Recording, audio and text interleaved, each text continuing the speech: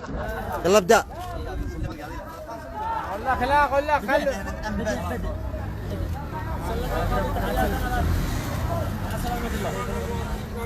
بسم الله. بسم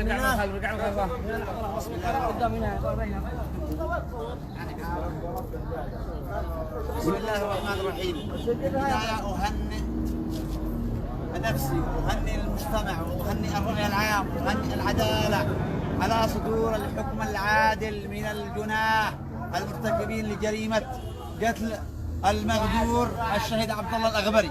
حيث كان قرار المحكمة اليوم القرار الأول فصل الدعاوي ضد المتهمين السابع والثامن بملف مستقل بحسب ما تم بيانه بمحضر الجلسة، ومحاكمتهم بعد انتهاء فترة النشر كمتهمين فارين من وجه العدالة. 2. إرجاء النظر في طلب التصدي المقدم من محامين أولياء الدم إلى حين الفصل في الواقعة المتهمين المقدمين كفارين من وجه العدالة وهما المتهم السابع والثامن.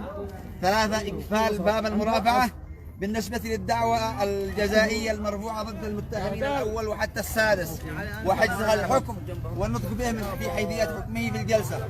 وسيتفضل الأستاذ القدير وضاح قطيش بقراءة فقرة منطوق الحكم.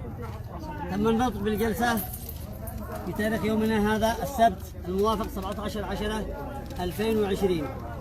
كان القرار من قبل المحكمة والحكم بالآتي: أولا، إدانة المتهمين عبد الله حسين السباعي ووليد العامري ومحمد الحميدي ودليل القربة ومنيف المغلس، إدانتهم في التهمة المنسوبة إليهم في البند أولا في قرار الاتهام، وذلك الأسباب المشار إليه في الحيثيات.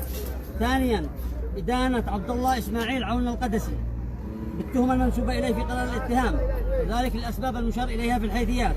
ثالثا، معاقبة جميع المتهمين من الأول حتى الخامس، وهم عبد الله حسين السباعي، وليد العامري، محمد الحميدي، دليل القربة، منيف المغلس، إدانة معاقبتهم بالإعدام قصاصا، وذلك رميا بالرصاص حتى الموت لقتلهم عمدا وعدوانا المجني عليه عبد الله قائد عبد الله الأغبري وفقا للمشار إليه في الحيثيات.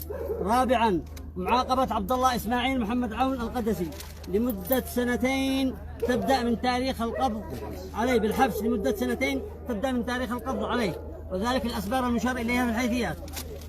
خامسا، مصادرة المضبوطات المشار إليها في قرار الاتهام، وذلك للأسباب المشار إليها في الحيثيات.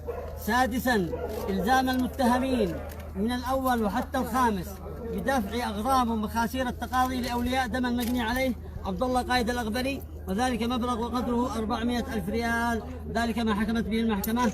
عاشت العدالة. عاشت العدالة. عاشت العدالة.